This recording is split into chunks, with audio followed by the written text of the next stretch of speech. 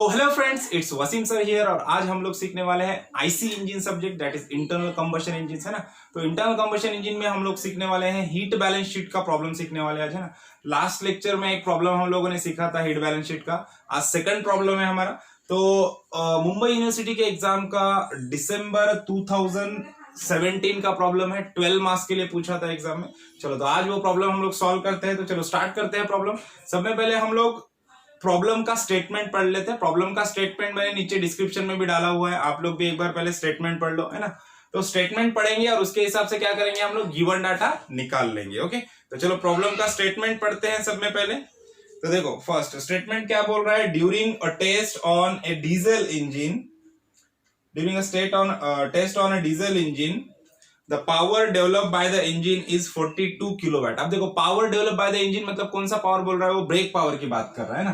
तो यहाँ पे गिवन डाटा है ना, गिवन डाटा आ रहा है हमारा, है ना। तो गिवन डाटा में सब में पहला फर्स्ट स्टेप हम लोग को क्या दिया है, ब्रेक पावर दिया है। The power develop by the engine that is brake power कितना दिया है, 42 किलोवाट, है ना। अभी देखो ये 42 किलोवाट दिया है, तो इसको कन्वर्ट करते चलिए। देखो ब्रेक पावर हम लोग को हीट बैलेंस शीट में फर्स्ट पॉइंट ब्रेक पावर ही निकालना होता है ना। अब ब्रेक पावर 42 किलोवाट दिया। अभी किलोवाट, वैट मतलब क्या होता है, ये केजी पर सेकंड होता है ना। और हम लोग को जो भी हीट बैलेंस शीट निकालनी होती है वो मिनट बेसिस पे निकालनी होती है ना। पर मिनट बेसिस पे हीट बैलेंस शीट हम लोग निकालते हैं ना। तो पर मिनट बेसिस मतलब ये किलोवाट है, इसको मिनट में करना है, ये सेकंड्स में है, इसको मिनट में करना है। तो क्या करना पड़ेगा, 42 इंटू 60, है ना। तो ये क्या हो जाएगा, किलो जूल पर मिनट हो जाएगा, है ना। तो इसको 60 से हम लोग मल्टीप्लाई कर देंगे तो हम लोग को आंसर मिल जाएगा 2520, है ना। कितना मिल जाएगा, 2520, है ना। ये आ गया किलो जूल पर मिनट में ब्रेक पावर। पहला एलिमेंट तो हमको मिल गया हीट बैलेंस शीट का। अब देखो नेक्स्ट और क्या बोला है, आगे प्रॉब्लम पढ़ते हैं। The fuel of 42,600 kilo joule पर केजी कैलोरीफिक वैल्यू, है ना। तो कैलोरीफिक वैल्यू ऑफ फ्यूल दिया है, सीवी दिया है, कैलोरीफिक वैल्यू कितना दिया है, 42,600 किलो जूल पर केजी दिया है, ये हो गया। आगे क्या बोल रहा है देखो, supply to the engine at 0.187 kg per minute, मतलब ये मास ऑफ फ्यूल दिया है ना, fuel mass of fuel MF की वैल्यू दिया है 0.187 किलो जूल पर मिनट दिया है। देखो पर मिनट दिया है, कोई टेंशन नहीं, कुछ कन्वर्जन करने की जरूरत नहीं है। अब देखो आगे क्या बोल रहा है, देखो the air fuel ratio was 18:1। देखो एयर फ्यूल रेशो, है ना, एयर फ्यूल रेशो कितना दिया है, 18:1 दिया है। देखो कभी भी एयर फ्यूल रेशो आपको जब भी दिया रहेगा तो जो मैक्सिमम वैल्यू रहेगी, जैसे 1 रहता है ना, 1 मतलब क्या है, it is a part of fuel, है ना। और 18 मतलब क्या रहता है, वो पार्ट ऑफ एयर रहेगा। जो भी 1 रहेगा वो पार्ट ऑफ फ्यूल रहेगा, बाकी की जो भी वैल्यू रहेगी वो पार्ट ऑफ एयर रहेगा, है ना। तो अब यहां से हम लोग बाकी की वैल्यू निकाल सकते हैं। जैसे हम लोग बोल सकते हैं कि mass of air MA divide by mass of fuel is equal to, इसका रेशो कैसा दिया है, 18 डिवाइड बाय 1। 18 बाय 1 मतलब 18 हो गया वो, है ना। तो अब यहां से हम लोग मास ऑफ एयर निकाल सकते हैं। मास ऑफ फ्यूल को इधर लेके चले जाओ, तो देखो mass of air is equal to क्या बोल सकते हैं हम लोग, 18 इंटू मास ऑफ फ्यूल, है ना। That is 18 into mass of fuel हम लोग को यहाँ पे मिला है कितना है, 0.187 है ना। तो यहां से हम लोग को मास ऑफ एयर मिल जाएगा, है ना। मास ऑफ एयर कितना मिल गया, देखो मास ऑफ एयर मिल गया हम लोग को 3.366 केजी पर मिनट, है ना। अब देखो मास ऑफ एयर मिल गया, मास ऑफ फ्यूल मिल गया, तो मास ऑफ गैस भी लगे तो निकाल लेते हैं हम लोग, है ना। Mass of exhaust gas mg, है ना। Mass of exhaust gas is equal to क्या रहता है formula, mass of air plus mass of fuel, है ना। क्योंकि एयर और फ्यूल दोनों अंदर आते हैं, एयर पहले आता है, फ्यूल बाद में इंजेक्ट होता है, डीजल इंजन है ना, फ्यूल बाद में इंजेक्ट होता है। तो फ्यूल और डीजल और एयर दोनों बर्न होने के बाद जो गैस बनेगा वो रहता है हमारा एग्जॉस्ट गैस, है ना। तो इसलिए mass of exhaust gas is equal to क्या रहता है, mass of air plus mass of fuel होता है ना। तो देखो मास ऑफ एयर और मास ऑफ फ्यूल दोनों हमारे पास है। यहाँ पे मास ऑफ एयर कितना है, 3.366 प्लस मास ऑफ फ्यूल कितना है, 0.187, तो 0.187, है ना। इसको कैलकुलेट कर देंगे तो हम लोग को मास ऑफ गैस मिल जाएगा। मास ऑफ एग्जॉस्ट गैस कितना आ गया, मास ऑफ एग्जॉस्ट गैस 3.553, कितना आ गया, 3.553 kg per minute. Okay, mass of exhaust gas मिल गया हम लोग को। चलो अभी और आगे पढ़ते हैं। The exhaust gases were passed through an exhaust gas calorimeter. देखो exhaust gas calorimeter से exhaust gases पास हो रहे हैं, for which the observation were as follows, है ना। observation as follows है, क्या क्या दिया है। water is circulated at 580 litre per hour, है ना। water जो सर्कुलेट हो रहा है, मास ऑफ वाटर दिया है mw, मास ऑफ वाटर कितना दिया है 580 लीटर पर आवर दिया है ना। अब इसको kg पर मिनट में करना है हम लोग को, है ना। तो क्या हो जाएगा 580 डिवाइड बाय, पर आवर है, पर मिनट करना है तो डिवाइड बाय 60 करना पड़ेगा, है ना। तो ये आ जाएगा केजी पर मिनट में, है ना। तो डिवाइड बाय 60 कर देंगे तो इसका वैल्यू मिल जाएगा हम लोग को 9.66 या 9.67 बोल सकते हैं हम लोग, है ना। 9.67 केजी पर मिनट, ये वैल्यू मिल गया मास ऑफ वाटर। अब देखो, अब और क्या दिया है हम लोग को, नेक्स्ट आगे पढ़ते हैं problem. Temperature rises of water through calorimeter. Calorimeter में जो टेम्परेचर राइज हो रहा है वाटर का वो कितना है 36 डिग्री सेंटीग्रेड, है ना। राइज ऑफ कूलिंग वाटर जो दिया है हम लोग को, जो क्या होता है TC2 माइनस TC1 का वैल्यू दिया है, या फिर डेल्टा T भी बोल सकते हो आप इसको, है ना। राइज इन टेम्परेचर कितना दिया है 36 degree centigrade. Okay, 36 degree centigrade है। देन अब देखो उसके आगे और क्या दिया है हम लोग को। Temperature of exhaust gases at exit from calorimeter is 98 degree centigrade, है ना। एग्जॉस्ट गैस का टेम्परेचर TG, है ना। Exhaust gas temperature at outlet कितना है 98 डिग्री सेंटीग्रेड है। और आगे क्या दिया है, एम्बिएंट एयर टेम्परेचर, है ना। TA का वैल्यू दिया है, एम्बिएंट एयर टेम्परेचर TA या T0 बोलते हैं हम लोग, जिसको कितना दिया है 20 डिग्री सेंटीग्रेड। ओके, देन उसके बाद देखो क्या बोल रहा है, heat loss to cooling water jacket is 32% of the total heat lost, है ना। देखो परसेंटेज में डायरेक्टली हम लोग को heat loss to the cooling water दिया है ना। Heat loss to the cooling water, है ना, QCW, heat loss to the cooling water कितना है 32% of total heat supplied, that is QS। QS क्या होता है, टोटल हीट सप्लाइड का 32% है heat loss to the cooling water. और देखो अब आगे क्या बोला है हम लोग को, if specific heat of exhaust gas is 1.05 kilo joule पर KG degree kelvin, specific heat of SPG का वैल्यू दिया है एग्जॉस्ट गैस 1.05 किलो जूल पर केजी डिग्री केल्विन, ये दिया गया है हम लोग को। Calculate the heat balance sheet. Heat balance sheet हम लोग को निकालना है, ड्रॉ करना है on minute basis and percentage basis. देखो मिनट बेसिस और परसेंटेज बेसिस दोनों पे हम लोग को हीट बैलेंस शीट ड्रॉ करना है, हीट बैलेंस शीट बनाना है, निकालना है हीट बैलेंस शीट। ओके, तो चलो अब यहां से हमारा कैलकुलेशन स्टार्ट होता है। चलो तो स्टार्ट करते हैं कैलकुलेशन। सबसे पहले क्या करना है हम लोग को, हम लोगों को कुछ ज्यादा निकालने की जरूरत ही नहीं है, सारा का सारा गिवन डाटा में दिया हुआ है ना। सब में पहले निकालते हैं टोटल हीट सप्लाइड, है ना। Total heat supplied QS is equal to क्या होता है, mass of fuel into calorific value. यहाँ पे मास ऑफ फ्यूल हमको केजी पर मिनट में चाहिए, है ना। अब केजी पर मिनट में मास ऑफ फ्यूल ऑलरेडी है, यहाँ पे दिया हुआ है 0.187, है ना। तो चलो यहाँ पे 0.187 into calorific value of fuel कितना है 42,600। ओके, सो इसको इससे मल्टीप्लाई कर लो 42,600। तो यहाँ पे हम लोग को टोटल हीट सप्लाइड मिल जाएगा 966, है ना, 7,966.2 किलो जूल पर मिनट, है ना। ये मिल गया टोटल हीट सप्लाइड। ओके, अब ये टोटल हीट सप्लाइड मिल गया तो सब में पहले जो हम लोग को परसेंटेज में दिया है यहाँ पे, है ना, जो heat supplied to cooling water, heat absorb by the cooling water, है ना। Heat absorb by the cooling water कितना है 32% ऑफ दिस है ना। तो देखो अभी हीट सप्लाइड और heat absorb by cooling water is equal to कितना है 32% ऑफ QS है। 32% मतलब इसको डिवाइड बाय 100 कर लो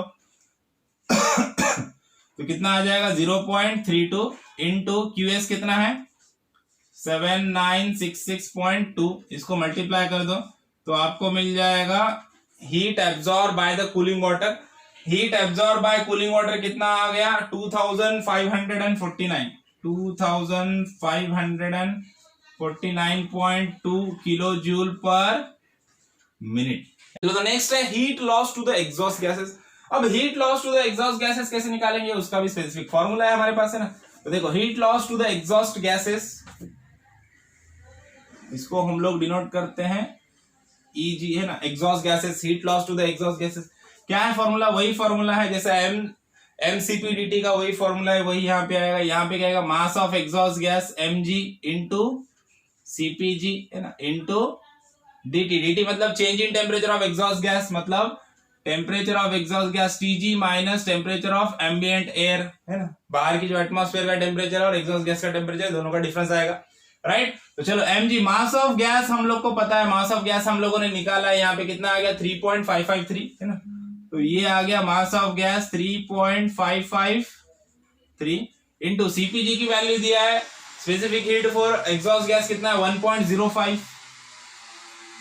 ओके, अब Tg की वैल्यू कितनी है? 98 degree centigrade minus TA room temperature कितना है? 20 डिग्री सेंटीग्रेड है ना। अब इसको टोटल कैलकुलेट करेंगे हम लोग, तो यहाँ पे इसका वैल्यू मिल जाएगा हम लोग को।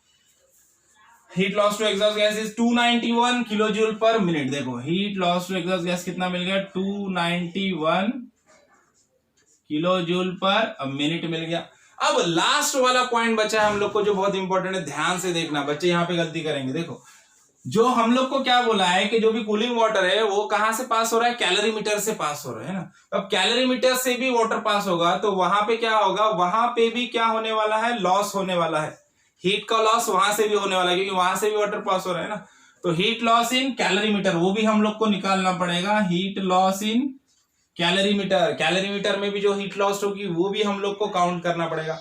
उसके लिए क्या फॉर्मूला है? उसके लिए भी सेम फॉर्मूला है, mCpdt है ना। अब यहाँ पे mass of cooling water into Cp of water into dt है ना, मतलब change in temperature of water, that is Tc2 minus Tc1, ये आ जाएगा है ना। अब मास ऑफ कूलिंग वाटर कितना है? मास ऑफ कूलिंग वाटर यहाँ पे हम लोगों ने निकाला था mw, देखो 9.67 kg पर मिनट में कन्वर्ट किया उसको हम लोगों ने ना। तो ये वैल्यू यहाँ पे आ जाएगी 9.67 इंटू CPW यहाँ पे कौन सा यूज करेंगे हम लोग? 4.187 है ना, ये कांस्टेंट है, याद रखना ये वैल्यू 4.187 इंटू, अब ये Tc2 माइनस Tc1 मतलब change in temperature of water कितना दिया कैलोरीमीटर से? 36 डिग्री चेंज हो रहा है टेम्परेचर है ना। तो ये यहाँ पे 36 की वैल्यू यहाँ पे आ जाएगी डायरेक्टली ना। तो इसको कैलकुलेट करने के बाद कैलोरीमीटर में जो भी हीट लॉस हो रहा है वो हम लोग को मिल जाएगा। वो कितना आ गया? ये आ गया हमारा 1457.1 किलो जूल पर मिनट है ना। तो देखो इस तरह से यहाँ पे हम लोग को सारे के सारे वैल्यूज मिल चुके हैं जो भी हीट लॉस हो रहा है। अब इसको क्या करना है हम लोग को? इसको अब अनअकाउंटेड हीट लॉस एक बाकी है, मतलब ये सब तो हो गया, लेकिन ऐसा भी कुछ हीट लॉस होता है जो काउंट में नहीं आता, जैसे कि फ्रिक्शन हो गया, जैसे कि कॉम्प्रेशन में लॉस हो रहा है। तो ये सब जो लॉसेस होते हैं ये लॉसेस अनअकाउंटेड होते हैं है ना। तो अनअकाउंटेड हीट लॉस कैसे निकालेंगे? अनअकाउंटेड हीट लॉस निकालने के लिए सिंपल क्या करना पड़ेगा हम लोग को? जो भी हमारा टोटल हीट सप्लाइड है उसमें से ये सारे के सारे लॉसेस को माइनस कर दो, तो बचा हुआ जो रहेगा वो अनअकाउंटेड हीट लॉस रहेगा है ना। तो अनअकाउंटेड हीट लॉस, तो Q unaccounted is equal to क्या रहेगा? तो पहले तो total heat supplied, that is QS। Total heat supplied में से क्या करना पड़ेगा? Minus heat absorb by cooling water minus heat absorb by calorimeter minus heat absorb और heat loss to exhaust gases है ना। तो ये सारा का सारा क्या करना पड़ेगा हम लोग को? माइनस करना पड़ेगा। और heat absorb by the engine, that is brake power है ना, QBP। तो ब्रेक पावर है ना, ब्रेक पावर भी इसमें से क्या करना पड़ेगा? सब्सट्रैक्ट करना पड़ेगा पूरे जो हीट सप्लाइड है उसमें से है ना। तो Q unaccounted is equal to क्या हो जाएगा? QS heat supplied. Total heat supplied कितना है? टोटल हीट सप्लाइड आया हमारा 7966.2 है ना। अब 49 है तो minus 2549.2 minus due to calorimeter, calorimeter की वजह से कितना हुआ? 1457 है ना। तो 1457.1 then minus heat loss due to exhaust gases, यहाँ पे देखो 291। उसके बाद heat absorb by the engine है ना, जो इंजन ने यूटिलाइज किया हीट को है ना, वो इंजन जो ब्रेक पावर हम लोग को दिया था स्टार्टिंग में, हम लोगों ने उसको कन्वर्ट किया था 42 किलोवाट जो दिया है, सिर्फ उसको हम लोगों ने क्या किया? वो किलोवाट में, मतलब सेकंड्स में था, उसको हम लोगों ने मिनट में किया था 2520। तो ये आ गया 2520। अब ये सारा कैलकुलेट करने के बाद अनअकाउंटेड हीट लॉस हम लोग को यहाँ पे मिल जाएगा क्यू अनअकाउंटेड कितना मिल गया 1148.9 किलो जूल पर मिनट, है ना। देखो ये सारे वैल्यू यहाँ पे हम लोग को मिल गए, है ना। हीट बैलेंस शीट का यहाँ पे पूरा कंप्लीट हो गया। अब उसने क्या बोला है, अगर टेबुलर फॉर्म में तो परसेंटेज में कैसे लिखेंगे, देखो सबसे पहले हम लोग को जितने वैल्यू दिए है पूरे लिख दो। सबसे पहले देखो heat utilise by the brake power QBP is equal to, इसका वैल्यू कितना है, इसका वैल्यू आ गया हमारा 2520, है ना। तो 2520 किलो जूल पर मिनट में, है ना। तो अब इसको परसेंटेज में निकालने के लिए क्या करेंगे हम लोग, परसेंटेज में निकालने के लिए simple Q brake power divide by Q S total heat supplied, है ना। तो ये आ जाएगा परसेंटेज में ना, तो क्या हो जाएगा 2520 divide by Q S total heat supplied. Total heat supplied कितना है, टोटल हीट सप्लाइड है हमारा 79.7966.2, है ना। तो इसको डिवाइड कर देंगे तो ये आंसर आ जाएगा हमारा 31.63%, है ना। अब इसी तरह से ऐसे ही सबको डिवाइड करके टोटल हीट सप्लाइड से डिवाइड करके हम लोग उसका परसेंटेज में वैल्यू निकाल सकते हैं। जैसे कि अभी हम लोग को निकालना है it is for break power, है ना। तो उसी तरह से परसेंटेज में निकालना है हम लोग को हीट सप्लाइड टू कैलोरीमीटर, है ना। कैलोरीमीटर को जो हीट सप्लाइड हो रही है उसको हम लोग को परसेंटेज में निकालना है। तो क्या करना पड़ेगा, Q C A divided by Q S, है ना। अभी कैलोरीमीटर में जो हीट लॉस हो रही है वो कितना है, उसका अमाउंट है 1457.1 divide by total heat supplied कितना है 7966.2, है ना। तो यहाँ पे इसका परसेंटेज आ जाएगा 18.29%। उसी तरह से heat loss to the cooling water और heat loss to the engine jacket, ये ऑलरेडी दिया है हम लोग को, प्रॉब्लम में दिया है कि 32%, है ना। लेकिन फिर भी अगर आप इसको ऐसे डिवाइड करके देखोगे तो वही आएगा आंसर, है ना।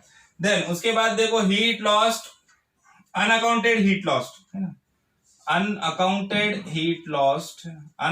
हीट लॉस्ट के लिए क्या करेंगे, Q unaccounted divided by Q S, है ना।